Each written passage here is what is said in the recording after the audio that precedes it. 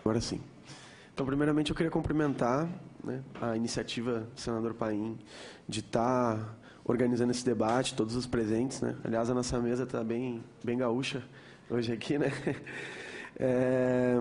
E queria trazer um pouco da nossa experiência aí no último período, um relato também do que vem acontecendo, não só em Porto Alegre, mas com os movimentos de juventude por todo o país, né? Porque a gente conheceu, na realidade, a força das mobilizações populares no ano de 2013. Né? Toda a nossa geração vivenciou o processo de mobilizações que se desenvolveu em junho por todo o Brasil. E, durante essa vivência que a gente teve nas mobilizações de rua, a gente também acabou conhecendo a mão pesada aí da repressão, da criminalização dos movimentos sociais.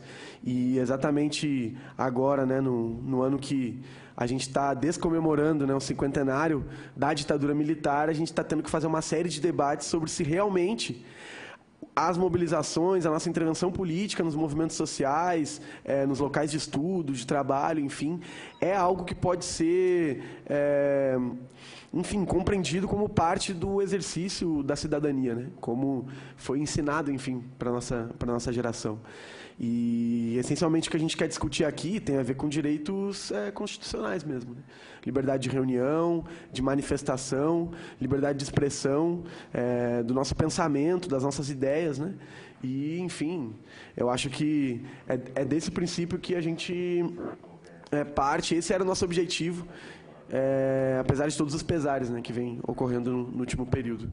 Então, eu venho de Porto Alegre, que no ano passado foi a primeira cidade, né, a primeira capital do país a ter um processo de mobilização massiva. Né, em abril, março do ano passado, a gente teve 10 mil jovens nas ruas aí que derrotaram o aumento da passagem, começaram a fazer uma discussão aprofundada sobre o transporte público, desde o ponto de vista, inclusive, de formular propostas alternativas para esse tema, enfim, e acabaram servindo de exemplo para o restante do país. E não à toa, em Porto Alegre hoje, nós também temos um processo muito desenvolvido, como o Zé Maria já relatou aqui para a gente, de perseguição e criminalização dos movimentos sociais, no qual eu, infelizmente, estou diretamente envolvido. Né? Então, eu e mais 5 jovens que fizeram parte da articulação do Bloco de Luta pelo Transporte Público, 3 deles são jovens negros, inclusive. É importante que isso seja ressaltado, porque nós sabemos que faz toda a diferença, né, para um jovem negro participar do movimento social. E agora, diante do processo também, isso é algo que é visto com outros olhos, infelizmente, pela justiça e pela sociedade, porque nós, na realidade, estamos sofrendo um processo de desmoralização, uma tentativa, né, por parte, inicialmente, da Polícia Civil, mas agora assumida pela justiça do nosso Estado, de tentar desmoralizar o movimento. O que está em discussão, na realidade, é qual foi o legado que as mobilizações de junho deixaram, qual o papel que o movimento social pode cumprir no próximo período e, para além disso também, se essa nossa geração, que saiu às ruas no ano passado pela primeira vez, vai ou não poder cumprir um papel histórico de intervir nos grandes temas da sociedade e lutar pelas transformações que a gente almeja, né? Por um futuro melhor que o dos nossos pais. Né? É uma frase que a gente gosta de falar. E, a partir dessa criminalização grotesca que a gente está sofrendo, que se desenvolve essa batalha hoje. Né? Então, eu, enquanto membro da Assembleia Nacional dos Estudantes Livres, militante do PSTU, estou sofrendo um processo junto com outros 5 jovens também, estudantes, que é o Gillian Cidade, que é estudante e professor, inclusive da Escola Técnica Federal, que também é militante do PSTU, o Lucas, que é filiado ao PSOL, é estudante, o Rodrigo, Vicente e o Alfeu Neto, que são ativistas do movimento social em Porto Alegre, do movimento popular também, estão sofrendo hoje esse processo. O nosso processo, eu queria falar um pouco sobre ele, na realidade ele é fruto de uma investigação que já dura 13 meses na cidade. desde de abril do ano passado, quando a gente conseguiu, enfim, derrubar o aumento das passagens na cidade, se instaurou um processo de investigação sobre o Bloco de Luta pelo Transporte Público, que é uma organização composta por movimentos sociais, enfim, movimento sindical, estudantil, organizações políticas, né? E durante esses 13 meses de investigação, não foi, enfim, eles não conseguiram estabelecer nenhuma relação que comprovasse que nós somos uma organização criminosa, mas mesmo assim hoje estamos responsabilizando por ter formado uma organização criminosa armada, né, nesses termos que eles estão classificando, que cometeu furtos, dano ao patrimônio público e que ainda, na própria denúncia, pode ser aditado, caso o Instituto Médico Legal apresente provas de agressões a policiais militares, enfim, é nesses termos que eles estão nos acusando, né? Eu, particularmente, já dei 5 ou 6 depoimentos para a Polícia Civil, então, desde o ano passado, a minha primeira intimação foi em abril, logo após as mobilizações. Na época eu era coordenador geral do DCE da URGS, não só eu, mas vários outros membros da diretoria da entidade foram chamados para depor, de outras gestões, inclusive, foram chamados para depor. A gente descobriu que já havia um processo que investigava a atividade do movimento social na cidade desde 2012, inclusive. Então, já havia um monitoramento sobre a nossa atividade política e, enfim, em outubro do ano passado, a gente chegou no cúmulo da Polícia Civil entrar nas nossas casas e recolher computadores, livros, cadernos, materiais políticos mesmo, no caso, ficha de filiação, por exemplo, que eu tinha na minha casa do PSTU, livros de teoria marxista que foram recolhidos na casa de outras pessoas, ou no caso da Federação Anarquista Gaúcha, entraram na sede da Federação Anarquista Gaúcha, recolheram livros e disseram que isso era um material subversivo, né? E depois, os livros foram devolvidos à sede da Federação Anarquista Gaúcha, misteriosamente apareceram na frente, enfim, né? Uma carta e tal, comum. Então, foi, na realidade, um absurdo que aconteceu conosco. E a polícia teve uma postura muito agressiva durante todo esse processo. Por exemplo, na minha casa, eu não estava em casa, né? Então, eles me informaram, a partir do meu pai, que trabalha na região, de que se eu não fosse abrir a porta da minha casa, eles tinham autorização para derrubar a grade, a porta. E quando eu cheguei lá para abrir, a primeira coisa que eles perguntaram para mim era o quê? Nós queremos saber se você tem droga, se você tem arma aqui dentro. É nesses termos que a Polícia Civil iniciou esse processo lá. Então, foi bastante complicado. Fora outras questões que vêm acontecendo não só comigo, e isso, infelizmente, nós temos relatos de colegas do movimento que estão passando por situações como essa em vários locais do Brasil, mas de ameaças que ocorrem no nosso dia a dia mesmo. Então, por exemplo, eu estava chegando em casa junto com meu pai, logo após a Polícia Civil ter entrado na frente da minha casa. Eu moro há 16 anos no mesmo local, nunca tinha sido parado lá na frente. Fui parado por um carro com 3 policiais que revistaram eu e meu pai, com um armamento pesado, inclusive, e eu não respondia por nenhum processo na época. Mas a justificativa deles, né? Eles olharam a minha identidade e disseram que eu respondia por desobediência civil. Mas isso não é verdade. Não respondia processo por desobediência civil. E a polícia me parou na frente da minha casa e fez isso. Isso já aconteceu. Por exemplo, em Recife, nós temos um relato de um colega do movimento social que também estava sendo investigado e que, ao voltar para casa, sofreu praticamente um sequestro relâmpago. Uma forma de intimidação. E outras barbaridades que vêm acontecendo por fora, né? A polícia passa na rua, baixa o vidro do carro, olha bem pra gente, sabe quem a gente é, já sofre xingamentos de policiais na rua. Então, é uma situação tensa, nós não sabemos aonde isso pode levar, uma insegurança completa que os ativistas do movimento social em todo o país hoje estão sofrendo por desenvolver a nossa atividade política. Mas, enfim, sobre o nosso processo, qual a prova que eles utilizam para se embasar na ideia de associação criminosa? Aí é uma coisa bem complicada. Você tem vários sindicalistas aqui. Uma reunião pública, amplamente convocada pelas redes sociais, nas universidades, que ocorreu num sindicato, que é o Sindicato de Processamento de Dados do Rio Grande do Sul, no qual, enfim, poderia se entrar para gravar imagens, qualquer tipo de coisa, por isso mesmo tinha um jornalista da RBS lá, do Jornal Zero Hora, que deu um depoimento à Polícia Civil, dizendo que, em pequenos grupos, supostamente havia a articulação por parte dos integrantes do bloco de luta de ações criminosas. É nisso que eles se embasam. Ou seja, algo completamente frágil, até porque reuniões públicas que contavam com centenas de pessoas, assembleias, esse era o nome que nós denominava os fóruns do movimento. Enfim, o intuito e o caráter dessa organização era de articular o movimento social como um todo, né? Isso fica bem claro. O outro fato que é utilizado como prova é a prisão em flagrante de um jovem durante a manifestação no dia 27 de junho. É daí que parte, na realidade, o nosso processo. É um jovem que é desconhecido por todos nós, que não participa e nunca integrou nenhuma reunião do movimento e que, a princípio, foi preso por furtar secadores de uma loja e jogar pedras no Palácio da Justiça. Em primeiro lugar, isso não combina com o caráter das manifestações que nós fizemos no último período.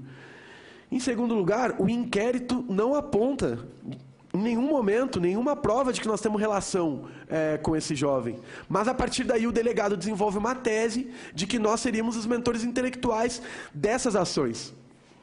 É a partir daí que ele sustenta a ideia de, enfim, associação criminosa. E nós sabemos que, infelizmente, enfim, o que prova, né, no inquérito, que embasa a tese do delegado no inquérito, são fotos, por exemplo, de nós falando em caminhão de som, participando, caminhando durante as manifestações, conversando com as outras pessoas que eram da organização das manifestações. E eu digo para vocês, falar em organização das manifestações é algo que no último período eu tenho ficado com receio. Porque, essencialmente, é por isso que eles estão tentando nos criminalizar. Agora, organizar a manifestação não é crime, não pode ser entendido como crime. Agora, o inquérito que foi organizado no Rio Grande do Sul dá a entender isso, que pelo fato da gente organizar protestos, nós seríamos, enfim, representantes de uma milícia privada, como eles tentaram no primeiro momento, agora de uma associação criminosa. E, infelizmente, a gente sabe que esses relatos partem também de infiltrações que ocorrem no próprio movimento, né? E isso é outra coisa que a gente gostaria de chamar a atenção. Não só no Rio Grande do Sul, mas em todo o país, está ocorrendo um processo de monitoramento cotidiano de organizações e de ativistas. Em São Paulo, a gente tem um caso que é emblemático, que foi a Operação Vênus, que a gente descobriu a partir do inquérito que iniciou no processo do dia 15 de outubro, que foi um ato em defesa da educação, do Dia do Professor, onde 56 jovens foram detidos de uma vez só na cidade de São Paulo. E, a partir daí, a gente descobriu que existia uma operação montada para monitorar cotidianamente a ação do movimento social. E, nessa detenção, é importante que a gente coloque uma questão também que tem a ver com, enfim, as detenções que ocorrem nos protestos, elas também vêm acompanhadas de uma série de abusos, que configuram abusos aos direitos humanos. Por exemplo, mulheres sofrem violência, não só física, mas psicológica, durante as detenções. Os jovens negros da periferia são xingados, são humilhados pela polícia quando são detidos. E, enfim, a polícia age... nós não temos nenhum processo hoje instaurado no Brasil de investigação sobre os abusos cometidos pela polícia. Então, isso dá uma sensação de liberdade para eles muito grande. Inclusive, no nosso caso, por exemplo, é emblemático, porque no dia 27 de junho, a gente está sendo responsabilizado pelas ações que aconteceram em Porto Alegre, mas foi no mesmo dia que nós entregamos ao governador Tarso Genro uma série de relatos de abuso que haviam acontecido nas manifestações. E não foi dado, infelizmente, nenhum encaminhamento sobre isso agora. E é uma situação que é similar em todos os estados do país. Então, a gente vê com bastante preocupação. O Zé falou da questão de Campinas. São 142 jovens acusados de vários crimes, numa desapropriação, numa reintegração de posse que aconteceu durante a ocupação da Câmara de Vereadores, que aconteceu sem autorização, inclusive. Sem autorização. Essa reintegração de posse aconteceu na Câmara de Vereadores de Campinas, o que já descaracteriza o próprio crime de desobediência. Então, é mais um inquérito sem fundamento. E ainda, enfim, com relação aos movimentos de juventude, a gente tem casos agora, por exemplo, graves, como o que está começando na Universidade Federal de Santa Catarina, que envolve diretamente a Polícia Federal, no Rio de Janeiro, Minas Gerais. Teve casos parecidos já com o nosso de Porto Alegre, de invasão de residências, enfim, de perseguição a ativistas do movimento. Em Natal, integrantes do movimento Passe Livre também estão sendo criminalizados por terem feito uma ação de ocupação da Câmara de Vereadores.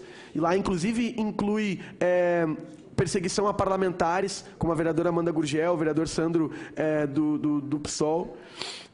Em Belém, recentemente, nós tivemos agora, no dia 20, essa semana, fatos que seguem acontecendo. Uma manifestação pacífica contra o aumento das passagens que foi duramente reprimida. E, enfim, é impossível, na realidade, traçar um quadro geral sobre o processo de criminalização e perseguição dos movimentos sociais, porque isso está ocorrendo com um movimento popular, que hoje está lutando por moradia, com um movimento sindical, um movimento negro. É importante que a gente chame a atenção para a criminalização, especialmente aos quilombolas, porque aí se desenvolve, inclusive, uma questão diferente. Porque, no nosso caso, enfim, tem processo, né? Agora está na mão do Ministério Público. No caso dos quilombolas, ninguém é indiciado, ninguém é processado. Nós temos inúmeros assassinatos que acontecem contra quem luta pelo seu direito de, enfim, conquistar o território, né, que é nosso. Enfim, então é mais grave ainda. É mais grave ainda. E que configura já, na realidade, esse quadro de criminalização do movimento social, mas também de criminalização da pobreza. Né? Esse é um dos temas aqui do debate hoje, e nós precisamos dizer, o Rio de Janeiro hoje é a principal expressão, né, da criminalização da pobreza no nosso país. Por quê? Porque a gente teve recentemente a demonstração aí de vários casos que tomaram os debates no Brasil. O Amarildo, a Cláudia, o DG, dançarino do programa Esquenta, da Rede Globo, que recentemente foi brutalmente assassinado. E lá tem a unidade de polícia pacificadora. Mas a comunidade não está satisfeita com isso, porque segue reproduzindo uma lógica de opressão e de repressão aos moradores da periferia naquela cidade. Então, é um quadro realmente complicado, e eu acho que, enfim, a importância dessa audiência que a gente está fazendo aqui, ela tem que estar diretamente relacionada com alguns encaminhamentos concretos que a gente tome, né, a partir dessa discussão. Então, eu queria reiterar os encaminhamentos que o Zé apresentou aqui, reforçar o convite, senador, para que você participe do nosso ato público em Porto Alegre, para estar apresentando com força essa denúncia sobre o nosso processo, mas não só sobre isso, sobre o que está acontecendo de conjunto aqui. Se possível, que nós tiremos uma declaração, inclusive, né, da própria comissão sobre o tema que está sendo pautado aqui, criminalização dos movimentos sociais, criminalização da pobreza, seria de extrema importância, e que o senhor nos ajude a fazer uma pressão também sobre o governador Tarcísio Genro, para que ele dê encaminhamentos concretos sobre a ação da polícia, especialmente no Rio Grande do Sul. Porque nós sabemos que existe uma relativa autonomia no trabalho da Polícia Civil e Militar, mas, em última instância, quem responde são os governos estaduais. Então, é preciso que se tome alguma medida a partir daí para que a gente possa superar essa situação e fazer valer, de fato, os nossos direitos democráticos aí, foram conquistados com muita luta e muito suor. Muito obrigado aí.